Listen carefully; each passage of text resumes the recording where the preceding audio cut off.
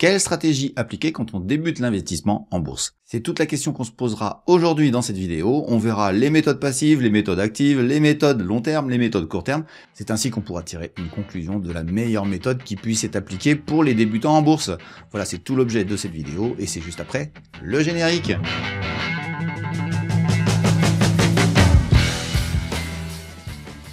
Bienvenue sur Fondamentalement Bourse, la chaîne des investisseurs qui veulent reprendre le contrôle.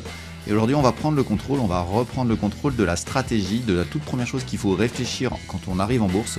C'est la stratégie que l'on veut mettre en place pour pouvoir gagner en bourse. Pendant cette vidéo, on étudiera les méthodes passives, les méthodes actives, et puis on essaiera de comprendre si c'est le court terme ou le long terme qui se privilégie, sachant qu'ils sont assez liés avec ces notions de passivité et d'activité. Et puis on conclura avec la méthode que j'applique depuis des années en bourse et qui a fait toute ma réussite. Et puis si vous voulez aller plus loin dans l'apprentissage de la bourse, eh bien, je vous invite à aller voir dans la description de la vidéo. Vous y trouverez tous les liens qui vous permettront d'accéder à la newsletter L'écho de Ricardo, où je vous fais découvrir chaque semaine des actions d'exception en Europe. Vous pouvez aussi intégrer le portefeuille virtuel Dynamic Invest, où vous pourrez suivre en direct mes arbitrages et mes sentiments de marché. Et puis je vous y réserve quelques surprises qui sont en exclusivité pour les abonnés. Vous aurez aussi la possibilité d'accéder à la formation coachée que j'enseigne depuis des années à des élèves motivés pour acquérir une véritable méthode gagnante basée sur le principe des poupées russes, associant l'analyse fondamentale et l'analyse graphique. Vous trouverez enfin un ensemble de contenus complètement gratuits sur le blog de Ricardo qui vous permettront de découvrir encore plus profondément ce monde formidable et passionnant que sont les marchés financiers. Allez, c'est parti pour découvrir quelles sont les meilleures stratégies pour investir en bourse. Et la première chose que je voudrais vous dire, c'est qu'il n'y a pas vraiment une frontière absolue entre le court terme, le long terme, l'un a raison, l'autre a tort, etc. C'est plus nébuleux, c'est un peu plus flou, mais à vrai dire, ce qu'il faut, c'est établir des principes de base qui vous permettront d'avoir une stratégie, un sens à ce que vous allez faire, de telle manière à ce que vous sachiez où vous en êtes. Il y a des stratégies qui sont peut-être pas très payantes dans un premier temps, mais qui peuvent l'être à beaucoup plus long terme. Et c'est là où il faut que je vous éclaircisse sur les stratégies à pas mettre en place qui vous emmèneront peut-être à la déroute. Alors la toute première qui me paraît la plus importante, alors les relayer énormément sur les réseaux sociaux, sur plein de supports que vous pouvez croiser, et c'est la méthode, je dirais, du très long terme, une méthode très passive, et qui, pour moi, est une méthode qui est complètement à proscrire, dans le sens où on ne vous donne pas tous les éléments de dangerosité qui peuvent apparaître à vous. Et cette méthode, elle est appelé DCA, enfin en tout cas c'est d'investir de manière régulière sur les marchés financiers avec une somme à attribuer, ce qui est une sorte d'abonnement sur lequel vous positionnez de l'argent régulièrement sur les mêmes actifs de manière récurrente et sur de très longues périodes. Le deuxième principe de cette méthode, c'est aussi de dire que le marché monte ou que le marché baisse, vous pouvez parfaitement continuer à investir, vous achetez plus de quantité à un moindre prix. Alors les leviers qui vous permettent de croire que c'est complètement la meilleure solution et que c'est celle qui est adaptée à vous, c'est souvent qu'il y a des calculs mathématiques qui vous sont proposés et ils tombent tous sur la même finalité, vous êtes millionnaire. Dans 20 ans, 30 ans, 50 ans. C'est pas tout à fait comme ça que ça va se passer et le temps que ça se passe, vous inquiétez pas, les gens qui vous en parlent, ils seront plus là, ils seront même disparus. À vrai dire, j'ai pas grand chose à dire sur la méthode de calcul, puisque la méthode des calculs est parfaitement bonne, mais c'est plutôt sur le paradigme dans lequel on est qui me permet de quand même avoir un doute. La première des choses qui me surprend, c'est qu'on est sur des très très très longues périodes et on nous explique que comme dans le passé ça a été comme ça, dans le futur ça va être comme ça. Et vous lisez partout que les performances passées n'augurent pas des performances futures. Alors pourquoi ils le font? Pourquoi ils le font dans ce calcul? Moi je pose la question.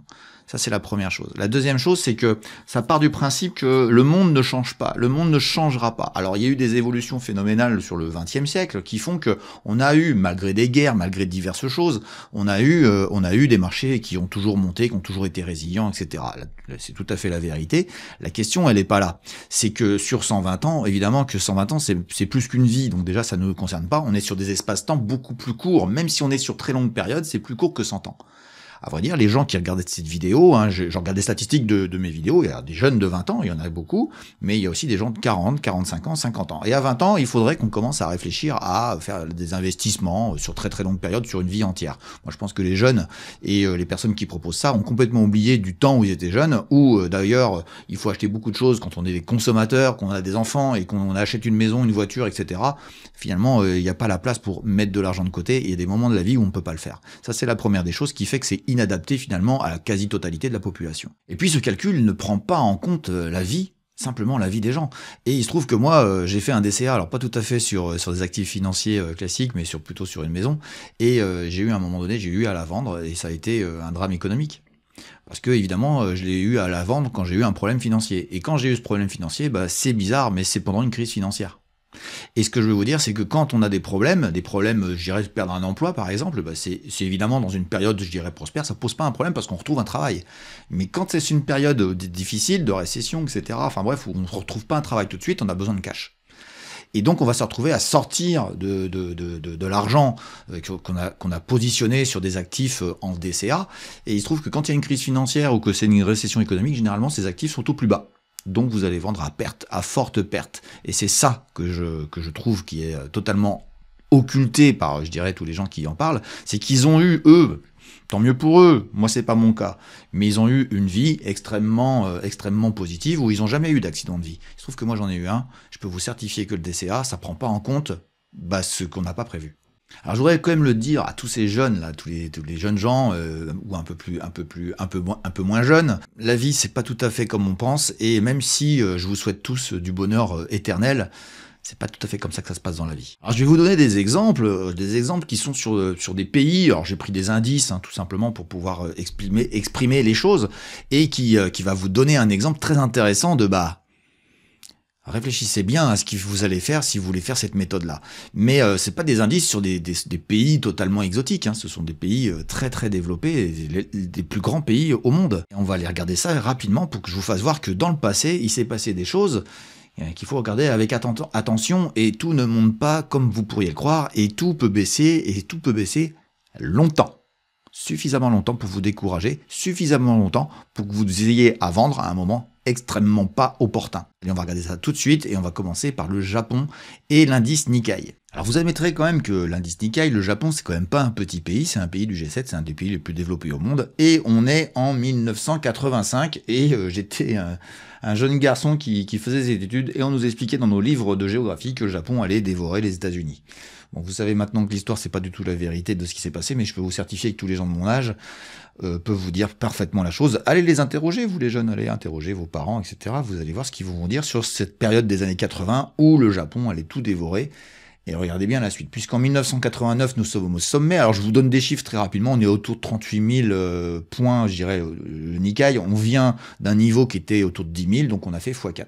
Et ça a chuté très longtemps avec un point bas qui est, bon voilà, il est ici autour de 2009, et on a une remontada, et on se retrouve actuellement au moment où j'enregistre la vidéo, approximativement au même niveau de sommet de cet indice.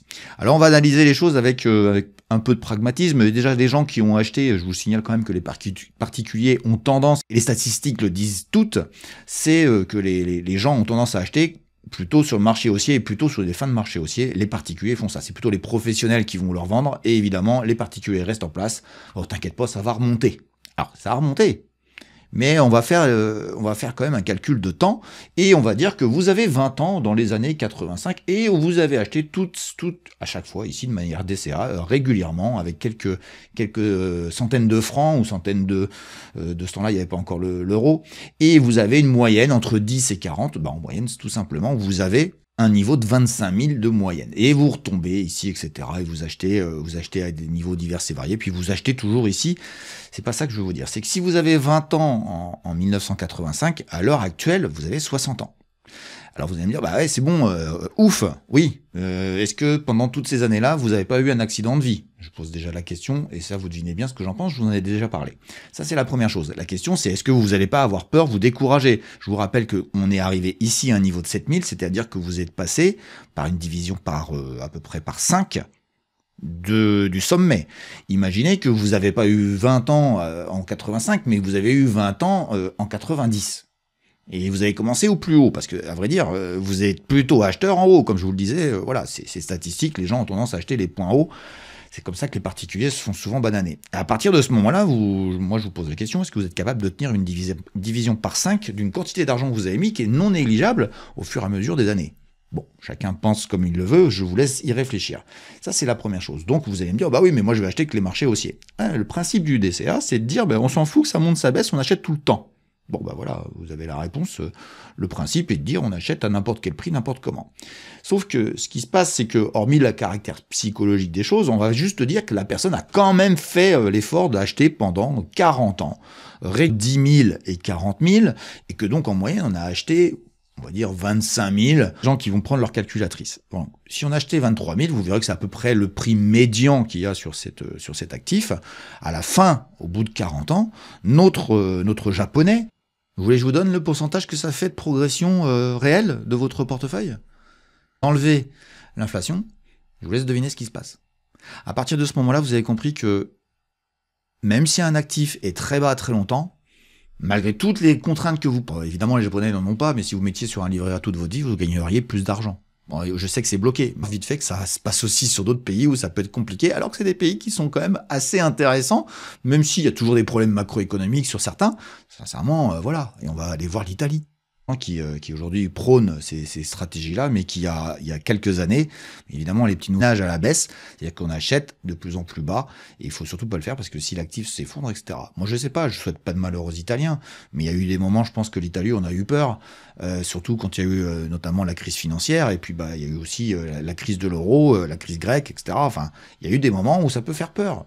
Bon, paraît-il qu'il faut acheter quoi qu'il arrive, même si le cataclysme financier arrive, admettons. On va aller voir, si vous voulez bien, un dernier actif qui, lui, a plutôt monté, mais il va falloir être très relatif par rapport à son futur. Et on va aller voir le Hang Seng, l'indice hongkongais. Alors, l'indice hongkongais, c'est un indice qui est assez intéressant, puisque Hong Kong était sous domination anglaise jusqu'en 1997, et il a fait x100 dans cette période-ci, ici, sur une période assez longue, puisqu'on est sur 25 ans.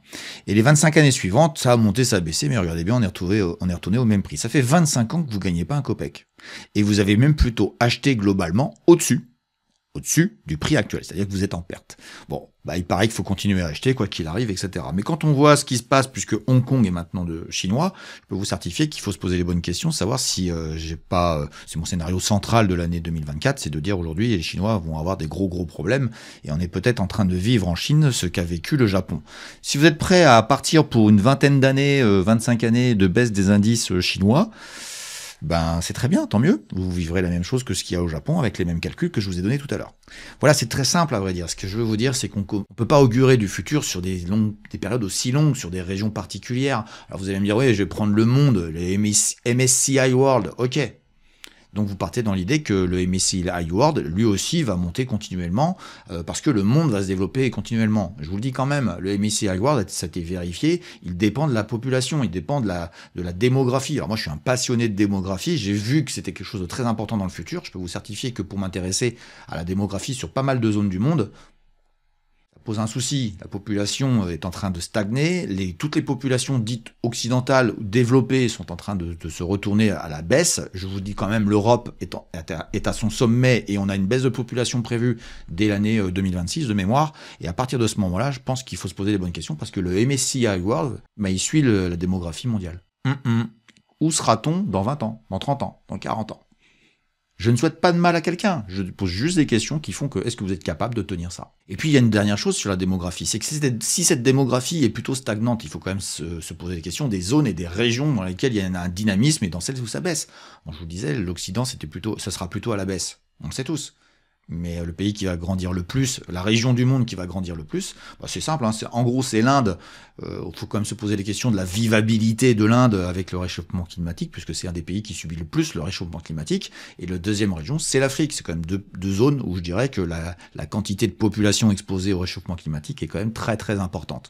Donc c'est des gens qui migreront, ça c'est des notions politiques, ça nous intéresse pas. Mais à vrai dire, la finalité de la chose, c'est que vous en savez strictement rien de ce qui va se passer dans les 20, 30, 40 ans. À partir de ce moment-là, ces espaces de temps, cette espèce de long-termisme absolu, il est très compliqué à tenir pour toutes les raisons que je viens de vous expliquer. À partir de ce moment-là, je pense qu'il va falloir aller voir autre chose. Et dans le spectre de ce qui se passe sur les marchés financiers, dans les propositions qu'on vous fait, il y a l'autre chose qui est extrêmement proposée à beaucoup de gens, et surtout les jeunes. Les jeunes sont très concernés par ça, mais je dirais que les gens qui ont la quarantaine, cinquantaine, ne sont pas interdits d'être attirés par ça, et vous allez voir que c'est juste dû à des préceptes sociaux, des idées préconçues que l'on a de la bourse, c'est le trading. Le trading, à vrai dire, c'est basé sur quoi? C'est basé sur des mouvements graphiques, on achète, on vend, etc., et puis on passe à autre autre chose, et on sautille d'un actif à un autre. Alors ça peut être sur les actions, ça peut être sur les indices, etc. Alors il y a des gens qui s'en débrouillent très très bien, il n'y a pas de souci sur le sujet. Le problème, c'est que sur le trading, vous êtes sur l'ultra court terme, c'est-à-dire que nous avons un spectre très long terme, vous avez bien compris que je n'étais pas très fan, et puis il y a l'autre côté qui est sur un élément où on fait croire que à très court terme, donc on va résoudre ce problème de long terme. Oui, oui, c'est tout à fait vrai, mais il y a des problèmes aussi sur le court terme. Et le premier sur le court terme, c'est qu'il faut être extrêmement costaud psychologiquement. Deuxièmement, il faut savoir exactement ce que l'on fait. Et à vrai dire, les traders qui réussissent, hormis le 1% de génie qui arrive et puis qui gagne immédiatement, à vrai dire, vous avez strictement quasiment personne qui va gagner au début, on va tous perdre.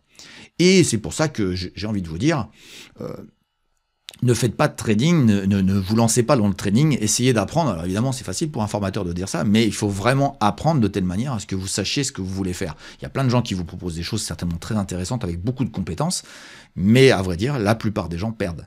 La plupart des gens perdent parce qu'ils partent, je dirais, en va-t-en-guerre sur l'idée que de toute façon, les traders gagnent tous des fortunes et roulent tous avec des Porsche et des Ferrari. C'est pas tout à fait la vérité. Personnellement, moi, j'ai pas de Porsche et j'ai pas de Ferrari. Donc, quand on regarde bien, quand on pose la question à quelqu'un dans la rue, c'est qui gagne le plus d'argent à court terme très rapidement et se fait des fortunes très très vite, vous pouvez poser la question dans la rue, c'est les traders. À partir de ce moment-là, vous dites, moi, je vais faire pareil.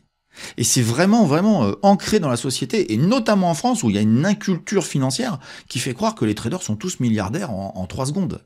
Et ça, c'est ce qui fait que vous allez vers ces systèmes-là. C'est vers ça que les jeunes vont.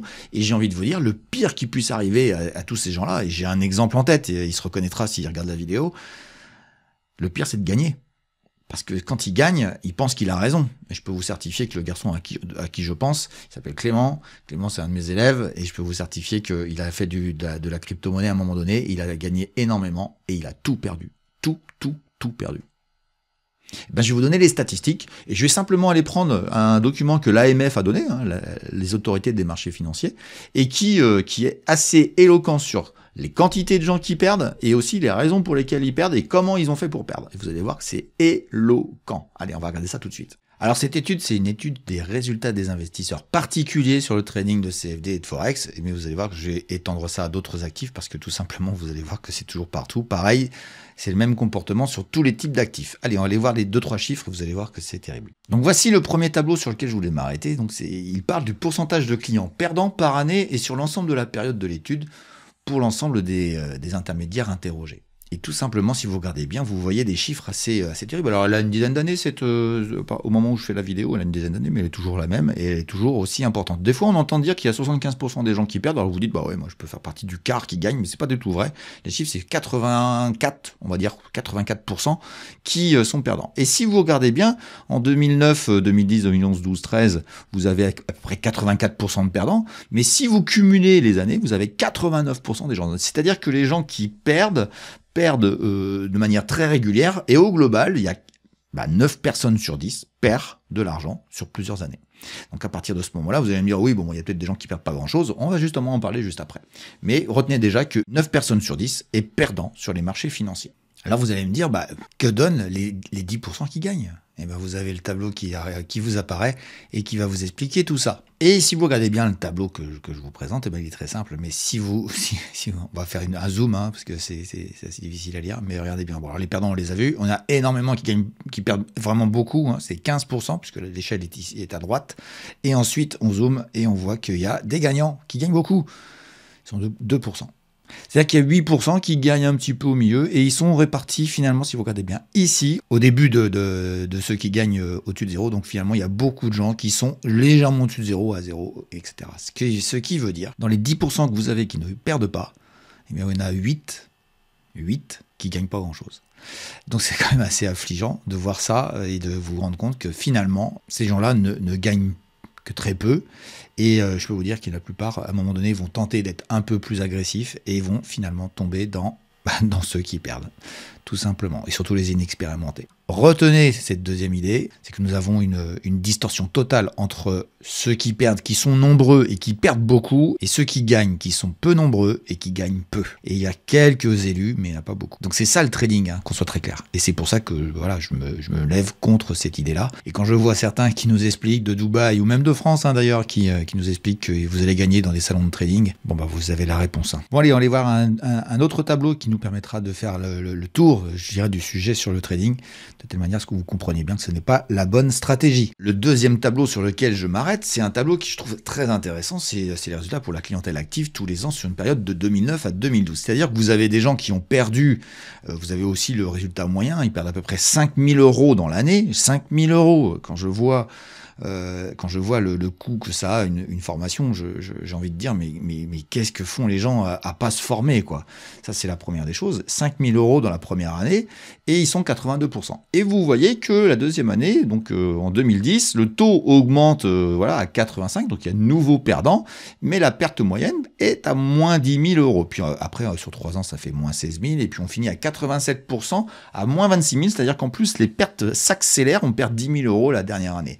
Ce qui veut dire plusieurs choses. La première, c'est qu'il y a de plus en plus de perdants, malgré leur antériorité sur les marchés. Au bout de 4 ans, il y a encore, le taux augmente encore, ça c'est la première chose. Donc les gagnants du début peuvent encore être perdants dans le futur, ça c'est la première chose. La deuxième chose, c'est que les perdants du début ont une récurrence à perdre continuellement l'année suivante, puisqu'ils perdent 5 000 € la deuxième année, puis 6 000 la troisième année, et puis 10 000 la quatrième année. En gros, ils perdent tout le temps et ils perdent de plus en plus. À vrai dire, ce qui se passe, et c'est très simple, et je vous reprends deux petites secondes sur le sujet, ce qui se passe, c'est que, on va prendre le principe de Einstein, hein, c'est un fou, c'est quelqu'un qui fait toujours la même méthode et qui espère un résultat différent. Il ne change pas de méthode. Et la méthode est toujours la même. Alors sachez que c'est pour ça que je vous disais, que ce soit sur les CFD ou ailleurs, c'est exactement pareil, parce que la méthodologie de la personne, qu'elle soit sur des actifs style, je sais pas, des matières premières ou sur des indices ou autres, elle sera pareille sur des actions, elle sera pareille sur différents types d'actifs. De toute façon, ce sera toujours la même chose, ce sera toujours les mêmes qui perdent. Vous avez vu, les pourcentages sont énormes et ils sont de plus en plus perdants, c'est-à-dire qu'ils insistent dans leurs pertes. La seule chose, et là je pense que vous allez me comprendre, la seule chose qu'il faut, c'est changer le paradigme. Et il ne le change pas. Donc c'est de la psychologie. Et la première des psychologies, c'est d'accepter qu'on n'est pas compétent et de dire, voilà, je vais apprendre. Parce qu'il y a des gens qui s'en sortent en apprenant. Voilà par rapport à ce que je voulais dire sur le trading court terme, et c'est assez éloquent. Et on va terminer, si vous voulez bien, sur le pourquoi et le comment de comment ça se passe. Et vous allez voir que le rapport est très clair. Alors on va juste lire, c'est pas mon habitude, mais là on va le faire quand même. Hein. Il ressort de cette étude, c'est la conclusion, hein. Il ressort de cette étude que le trading de CFD et de Forex est à l'origine de pertes significatives pour une très large majorité des particuliers, avec un taux moyen de clients perdants sur une période de 4 ans de plus de 89%. L'espérance de perte est importante, mais varie fortement selon le prestataire observé. Par ailleurs, l'étude a aussi permis de constater que les investisseurs qui traitaient le plus en nombre de transactions comme en taille moyenne de transactions ou en volume cumulé, perdaient le plus. Il en va de même pour ceux qui persistent dans la durée, illustrant ainsi l'absence d'effet d'apprentissage. Voilà, vous entendez bien, hein, effet d'apprentissage néant, c'est-à-dire qu'il faut se former. Ce n'est pas l'apprentissage, ce n'est pas l'expérience qu'il vous faut évoluer. À vrai dire, vous avez tous les éléments qui sont dits dans cette étude qui vous font dire vous perdrez continuellement et de plus en plus d'argent. Et plus vous augmentez votre trading, et pire c'est. Donc, la partie très court-termiste de tout le spectre de ce que je vous parlais est aussi mauvaise. Et c'est d'ailleurs les gens du DCA vous expliquent que le trading c'est pas bien, ils ont raison, donc faites l'inverse. Et vous faites à l'autre bout, vous faites l'opposé. Donc il y a des objectifs commerciaux divers et variés, on va pas rentrer là-dedans, c'est pas l'objet. À vrai dire, je vais vous dire la vérité. C'est que la vérité, elle est entre les deux. Elle est entre le trading qui a des choses intéressantes, hein, attention, hein, et le DCA qui a des choses aussi intéressantes, mais qui, pour moi, ne sont pas les solutions, puisqu'elles sont extrémistes, et finalement, c'est un peu comme dans beaucoup de choses, tout ce qui est à l'extrême, c'est pas la bonne solution. À vrai dire, ma solution, c'est celle que je prône et que je propose à mes élèves en formation et puis aussi dans le portefeuille Dynamic Invest. C'est une solution qui prend en compte, je dirais, tous les intérêts de toutes ces stratégies. Stratégies de trading, les stratégies très long terme, et puis il y a d'autres stratégies, on va pas toutes les énumérer, mais elles ont tout un intérêt. Alors il y a le swing trading, il y a le trend following, il y a tout un tas de choses diverses et variées. Et ce qui est, à vrai dire, à retenir, c'est qu'il faut se former pour, je dirais, comprendre un petit peu tous ces éléments-là, puisqu'il y a aussi les mouvements des marchés qui eux-mêmes dépendent de la macroéconomie. Et à partir de ce moment-là, il faut adapter une stratégie qui va prendre vraiment en compte tous les critères. Mais les connaissez-vous? La première des choses qui a émergé en moi, c'est qu'effectivement le trading c'est important, l'analyse graphique c'est quelque chose d'important, et je me suis cassé les dents très régulièrement sur les choses, sachant que j'étais plutôt avant dans l'idée, j'achetais des trucs un peu bizarres et puis je vendais quand ça perdait, et c'est parce que je m'y consacrais pas assez, et il faut consacrer une certaine énergie à ça. Faut pas considérer que vous allez faire des investissements financiers ou vous allez dormir. C'est vraiment un spectre absolu dans tout ce que je dis, hein, c'est qu'il faut être dynamique dans le sens où on peut pas s'endormir. Et tous les gens qui font de l'immobilier, par exemple, on leur vend l'idée qu'ils vont faire des rentes, etc. Mais à vrai dire, finalement, on se rend compte qu'ils ont beaucoup de travail. Et il n'y a pas d'argent facile, à vrai dire. Il y a des gens qui travaillent, qui apprennent et qui se forment et qui leur permettent d'avoir une connaissance qui leur permet d'aller faire choisir les bonnes opportunités. Et l'idée que j'ai moi personnellement sur le sujet, elle s'est arrêtée à un principe absolu, et à vrai dire vous le voyez à travers le logo que vous avez derrière sur le petit promontoire en bois, c'est le cercle des compétences. Et le cercle de compétences, quel qu'il soit, quel que soit votre cercle de compétences, ça veut dire il faut rester dedans. Donc la première des choses, c'est la spécialisation. Il faut se spécialiser et ne pas courir après tous les actifs. Donc déjà, à partir de ce moment-là, il faut choisir vous-même les choses. Et pour moi, le plus intéressant de tous les actifs, c'est le monde des actions. Pourquoi le monde des actions? Parce que il a une spécificité, il fonctionne d'une certaine manière. À l'intérieur, il y a plein de sous-ensembles qui sont importants. On peut en parler un petit peu, mais ce qui est important, c'est que vous allez avoir la réaction, je dirais, par rapport à des mouvements boursiers divers et variés, qui est, je dirais, assez cohérent globalement. Et en même temps, vous avez sur les actions une diversité de choses, je dirais, de secteurs d'activité, de typologie d'entreprise, qui fait que vous avez vraiment tout ce qui existe dans le monde et dans le monde des actions. C'est à partir de ce moment-là où je me suis dit, mais moi je vais faire que des actions parce que c'est le plus dangereux, mais c'est aussi le plus rémunérateur à celui qui s'en sort. Et la question que je me suis posée après, c'est de comment je fais pour trouver les actifs qui vont monter tout le temps. Et j'en ai bien un jour un qui va monter tout le temps et qui sera le nouveau Apple ou le nouveau Lotus Bakeries ou je ne sais quelle autre action qui monte depuis 20 ans. Et c'est là que j'ai dit, il va falloir que je fasse de l'analyse fondamentale. Alors il se trouve que moi j'ai un bagage technique et de compétences d'une histoire de vie sur laquelle je reviendrai dans une autre vidéo, mais qui fait que voilà, je maîtrise ce qu'est un bilan, je maîtrise ce qu'est un compte de résultat, et je sais comment maintenant interpréter cette partie-là qui est plutôt comptable et qui est vraiment rébarbative pour plein de gens. C'est comme ça que j'ai vraiment voulu faire une formation qui soit accessible à un boulanger, à un fleuriste. Apparemment ça a l'air d'être plutôt apprécié par mes élèves, mais l'idée c'était de relier ce monde je dirais des chiffres de l'entreprise à la bourse. Parce que finalement, je me rends compte qu'il y a énormément de gens qui ont des compétences financières, mais qui sont incapables de le relier à la bourse. Et c'est là où j'ai commencé à construire ma stratégie, de dire il va falloir que je travaille le fondamental et que je comprenne le lien qu'il y a avec le technique, l'évolution du cours plus ou moins importante. Et il y a un principe de base à retenir, c'est que si une entreprise, je dirais, fait, je ne sais pas, moi, on va dire 10 millions d'euros de chiffre d'affaires, et que 20 ans plus tard, elle fait 100 millions ou 200 ou 300 millions, il y a une grande chance quand même que le cours soit un peu plus haut. Donc l'activité d'entreprise était importante, puis il y a d'autres critères économiques, on va pas rentrer dans le détail de ça, ça fera l'objet d'une vidéo où je serai un peu plus précis sur le processus que je propose à mes élèves. Et puis c'est présenté à moi quand j'ai commencé à comprendre pourquoi une action montait, pourquoi une ne montait pas ou avait des mouvements très erratiques. À partir de ce moment-là, j'ai commencé à faire de l'élimination. Et on revient sur le cercle de compétences, c'est-à-dire que j'ai resserré énormément les choses et je me suis rendu compte que le marché financier français était trop exigu par rapport à ma stratégie. C'est pour ça que j'ai internationalisé les choses sans aller aux États-Unis, puisque les États-Unis sont pour moi un pays dangereux pour plein de raisons, mais je pourrais revenir dessus dans d'autres vidéos. À partir de ce moment-là, je me suis dit, mais c'est le marché européen qui est le plus facile à comprendre parce que c'est le marché où je vis. C'est le marché où j'habite. Je suis de culture européenne et à vrai dire, c'est beaucoup plus important que d'aller chercher un marché exotique que ne comprend pas et où on nous dit que tout le monde gagne. Oui, il y a des gens qui maîtrisent. Il n'y a vraiment pas de problème sur le sujet. Mais moi, je suis un Français et je comprends mieux l'Europe que les États-Unis, la Corée ou je ne sais quel autre pays. C'est pour ça que d'ailleurs, vous me voyez être anti-investissement sur la Chine et Dieu sait que j'ai eu raison jusqu'à maintenant. Et à partir de ce moment-là, vous pouvez vous dire que la spécialisation, elle doit avoir quelques étendues, qu'on soit très clair. Mais je me suis spécialisé sur une typologie d'entreprise, une typologie de valeur qui est ce que je recherche. Le marché français étant trop exigu, je l'ai élargi à l'Europe. La spécialisation dans laquelle je me suis intégré a fait ma réussite et je me tiens à ça. Il y a des moments où je ne gagne pas.